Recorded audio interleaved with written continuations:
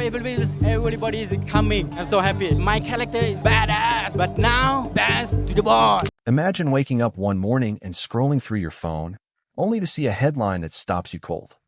One of the greatest martial arts stars who ever lived, the man who made the world fall in love with Muay Thai, the guy who jumped over elephants and flew through the air like gravity was just a suggestion, is reportedly sitting in a prison cell, sentenced to life behind bars. No stunt doubles. No cameras rolling. Just a concrete wall and an iron door. That headline is about Tony Jaa. And right now, all across social media, people are sharing it, retweeting it, losing their minds over it. Some are mourning. Some are in denial. And some are asking the question that nobody seems to have a straight answer to. Is any of this actually true? Here is what I can tell you right now. The deeper you dig into this story, the more complicated it gets. Because yes, Tony Jaa has faced very real legal nightmares that nearly destroyed his career. Yes, there were years when he disappeared from public life entirely. And yes, there are things from his past that most fans have absolutely no idea about. But is he in prison? Is the man who gave us Ong-Bak really serving a life sentence? Stick with me all the way through, because by the time this is done, you're going to have the full picture. Every layer of it. To truly understand the gravity of what happened to Tony Jaa and what people are now claiming happened to him, you first have to understand who this man actually is. Because this is not just some actor who got famous and then faded away.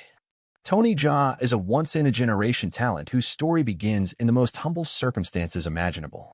Born Panam Yiram on February 5, 1976, in the Surin province of Thailand, Tony Jaa grew up in a rural village with very little. His family was poor. His world was small. But from the time he was a young child, he was utterly obsessed with martial arts. He watched action films on a small screen whenever he could, Bruce Lee, Jackie Chan, Jet Li, and he did not just watch them for entertainment. He studied them. He mimicked every move. He trained on his own in open fields, kicking trees, jumping over obstacles, pushing his body to limits that most adults would never dare attempt. When he was around 10 years old, his life changed. He came under the guidance of Punnar Rittikrai, a respected Thai stuntman and filmmaker who recognized something extraordinary in the boy from Surin. Rittikrai took him in, trained him, and began shaping him into something the world had genuinely never seen. For years, Tony Jaa trained in Muay Thai, Muay Baran, Krabi Krabong, and a range of acrobatic disciplines. He was not building a movie career. He was building himself into a weapon. The world got its first real look at that weapon in 2003 when Ong-Bak, Muay Thai Warrior was released. The film was a seismic event. No CGI. No wires. No camera tricks. Just Tony Jaa, his body, and a level of athletic artistry that left audiences around the world completely speechless. The scene where he slides under a car while on fire, the sequence where he leaps between three people's shoulders in a single bound, the relentless knee strikes and elbow combinations that looked like they could genuinely hospitalize a person. It was all real. Every single second of it was real. Ong-Bak did not just launch Tony Jaa's career. It reinvented what people believed a martial arts film could be. It earned tens of millions of dollars globally on a minuscule budget. Critics called it a revelation. Action cinema legends praised it. Jackie Chan reportedly watched it and acknowledged Jaa's extraordinary gifts. Overnight, Tony Jaa became the most talked-about action star on the planet. He was 27 years old, and it felt like he had the entire world at his feet. Then came The Protector in 2005, known in Thailand as Tom Yum Gung, and it cemented everything. The famous 4-minute unbroken tracking shot through a restaurant, one continuous take with no cuts, no breaks, as Jaa fights his way up multiple floors, is still discussed in film schools today as one of the most technically remarkable sequences in action cinema history. Tony Jaa was not just a star at this point. He was a phenomenon. But here is the thing about reaching the top of the mountain that quickly. The fall, when it comes, can be absolutely devastating. Most fans who watched Ong-Bak on a DVD or streamed it years later had no idea what was happening behind the scenes during the height of Tony Jaa's fame. They saw the movies. They saw the stunts. They assumed everything was as spectacular off-screen as it was on it. The reality was something far darker. Back in 2003, right as Ong-Bak was exploding onto the international scene, Tony Jaa had signed a contract with Sam Uncle Film International, the Thai studio that had backed his early career. On the surface, this made complete sense. Sa-Monkel had invested in him. They had produced the films. They deserved a business relationship. But what that contract actually contained was something closer to total control than a professional partnership. The deal locked Tony Jaa in for 10 years. During that entire decade, he could not accept outside work without Sa-Monkel's explicit approval. He could not say yes to a Hollywood offer, a Chinese co-production, or a Hong Kong director's dream project without first going through the studio. And while all of this was happening, while his films were generating enormous sums internationally, Tony Jaa himself was reportedly earning somewhere around $1,600 per month. $1,600. For one of the most famous action stars alive. Directors from Los Angeles wanted him. Filmmakers from Hong Kong were calling. Major studios were circling. And every single time, Sa-Monkel blocked it. They were not interested in sharing their asset. They were not interested in negotiating partnerships. They held a contract, and through that contract, they held Tony Jaa. For a while, he endured it. After all, this studio had helped create him. There was a sense of loyalty mixed into the frustration. But as the years passed and the restrictions tightened, the situation became unbearable. International opportunities were evaporating. His peers were building global careers while he was trapped in a legal arrangement that had been drawn up when he was just breaking through. Then 2013 arrived, and with it, what should have been Tony Jaa's liberation. The 10-year contract was ending. He was finally going to be free. Except Sa-Monkel had a very different plan. The studio claimed the contract had already been renewed for another 10 years, extending all the way to 2023. Tony Jaa had never agreed to this. He had never signed any renewal. But here is where the story becomes genuinely disturbing. The renewal notice, according to reports at the time, had been sent not to Tony Jaa himself, but to his estranged sister living in Surin province. She had signed it. And suddenly, on paper, Tony Jaa was once again the property of Sa-Monkel Film International for another full decade. He was furious. His legal team called the whole arrangement invalid. They argue that the original contract had expired, that the renewal had been executed through deception, and that Tony Jaa owed Sa-Monkel nothing further. He famously described the situation as business slavery. Those two words say everything you need to know about how he experienced those years. The legal battle that followed was brutal. And then, as if things were not already complicated enough, the Fast and Furious franchise came knocking. Landing a role in Furious 7 was the opportunity of a lifetime for Tony Jaa. This was not just any Hollywood film. The Fast and Furious franchise was one of the biggest entertainment properties on Earth. Hundreds of millions of dollars. Global audience. A cast full of international icons. For Tony Jaa, it represented exactly what he had been fighting for, a genuine Hollywood breakthrough that would establish him as something more than a Thai action star. Sa-Monkel's response was immediate and aggressive. The studio held a press conference and publicly stated that Tony Jaa had no right to accept the role. They argued that he was still under contract and that taking the Furious 7 job was a direct violation of that agreement. And then they filed a lawsuit, not just against Tony Jaa, but against Universal Pictures and United International Pictures as well. The claim was for $49 million. Their argument was straightforward, even if the ethics of it were anything but. Sa-Monkel had spent years and enormous resources building Tony Jaa into a star. Now that he was positioned to cash in on all of that investment through a global blockbuster, they wanted their share. They also attached an additional 7.5% interest claim on top of everything else, because apparently $49 million was not enough of a statement. The lawsuit had immediate consequences that extended far beyond just Tony Jaa's involvement with Furious 7.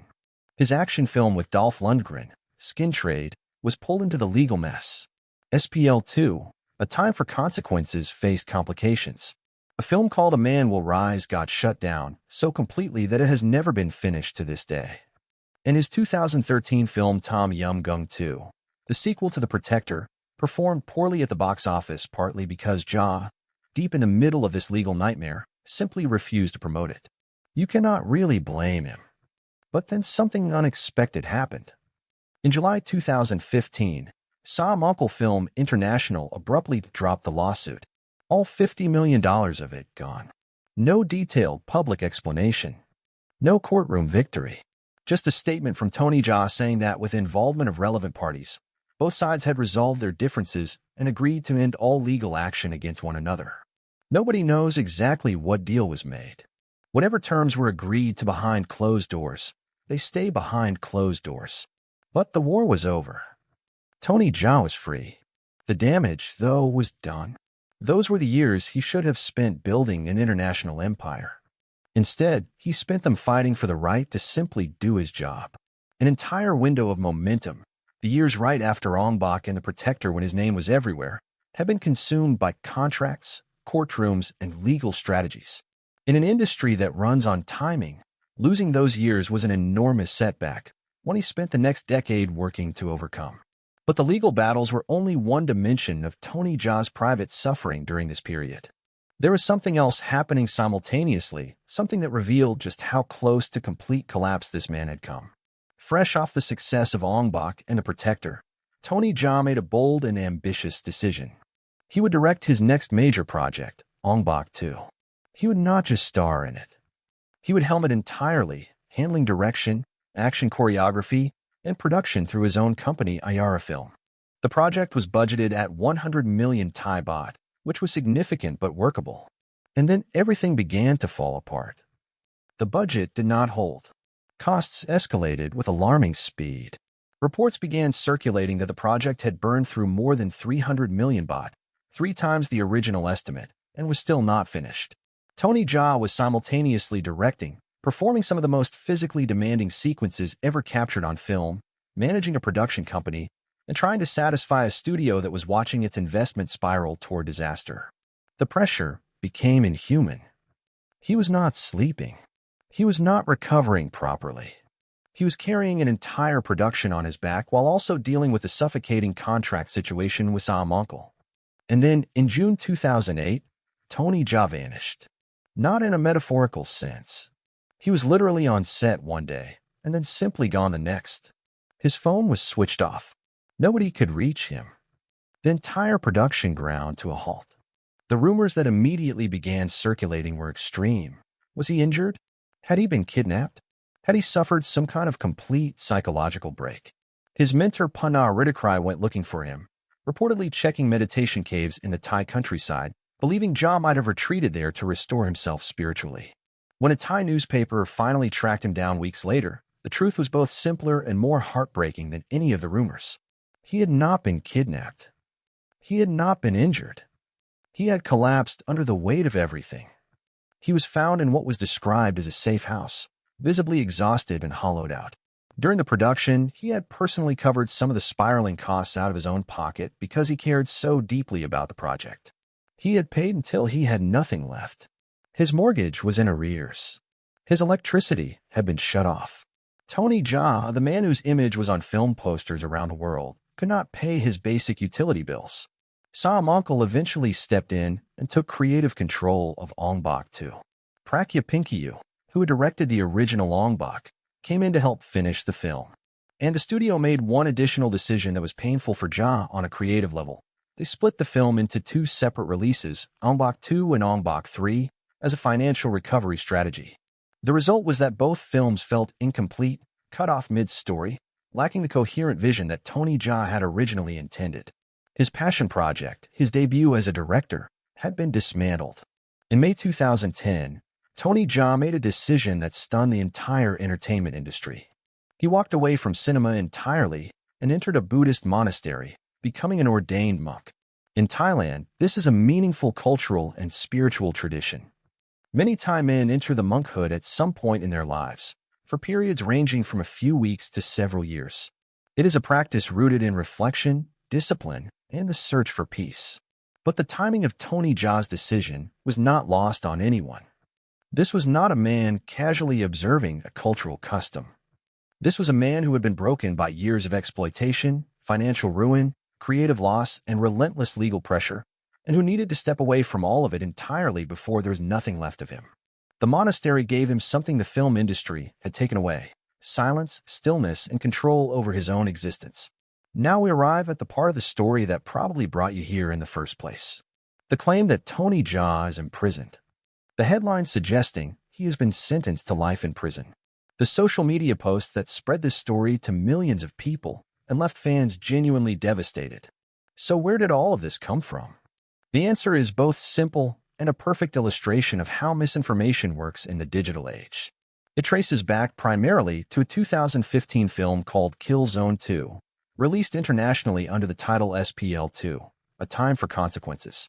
In this film, Tony Jaa plays a prison guard working inside a brutal Thai correctional facility. The plot involves an undercover police officer who gets trapped inside the prison system under a false identity. The film is intense, visceral, and exceptionally well made. It also happens to be set almost entirely inside a prison. At some point, somewhere in the pipeline of content that flows across social media platforms, someone either carelessly or deliberately confused the film's storyline with Tony Jaa's real life. Perhaps it started as a mistake. Someone saw a clip, misread a caption, and shared it without checking. Perhaps it started as deliberately misleading content designed to generate clicks and engagement. Either way, the claim took root. Tony Jaa is in prison. Tony Jaa has been sentenced to life. His temporary withdrawal from public life added fuel to this fire. When he became a monk in 2010 and stepped away from the film industry, he became harder to find in the news cycle. For audiences who were not following his career closely, he simply disappeared. And when people cannot locate a celebrity in the usual places, rumors fill the void. Combined with the very real legal troubles he had experienced with Ong-Bak, which were genuinely dramatic and well documented, it became easy to believe that something serious had finally caught up with him. But here is the absolute truth stated plainly. Tony Jaa has never been imprisoned. He has never served a single day of jail time. He has never been convicted of any crime. There is no credible news report, no official record, no verified source of any kind that supports the claim that he is serving a life sentence. None. His legal battles with Ong-Bak Film International were civil disputes over contractual obligations, intensely stressful, career-damaging, and deeply unfair by all accounts, but not criminal proceedings. They were about money and contract law, not criminal charges. The idea that those disputes led to imprisonment is simply false. His social media accounts, which he maintains and updates regularly, show a man who is very much living a free, active, and fulfilled life. His film credits, which continue to accumulate, show an actor who is working on major international productions. His public appearances show someone engaged with fans, participating in promotional events, and operating as a prominent figure in global action cinema. None of this is consistent with someone serving a life sentence. The Tony Jaa prison story is fiction. It is a rumor built on confusion, amplified by algorithmic content designed to provoke emotional responses, and spread by people who shared without stopping to verify. It is, unfortunately, exactly the kind of story that the internet produces and rewards on a daily basis. What makes Tony Jaa's story genuinely remarkable, not the manufactured drama of fake prison rumors, but the real story, is that after everything he endured, he came back. He came back strong, consistently, and on his own terms. After leaving the monastery and returning to acting, he navigated his way through the final years of the Ong-Bak dispute and emerged into the international career he had always deserved. In 2015, he appeared alongside Vin Diesel and Paul Walker's Legacy in Furious 7, finally claiming his Hollywood moment despite every attempt by his former studio to prevent it. His fight sequences in that film were electric, and global audiences who had never seen Ong-Bak were suddenly asking, "Who is this man?" He followed that with SPL2, A Time for Consequences in 2015, which became one of the most critically praised martial arts films of the decade and introduced him to new audiences across East Asia. In 2020, he appeared in Monster Hunter alongside Milla Jovovich. In 2021, he took on a role in Detective Chinatown 3, a Chinese blockbuster that performed extraordinarily well at the box office. He joined the cast of The Expendables 4 in 2023, becoming part of one of cinema's great action ensemble franchises.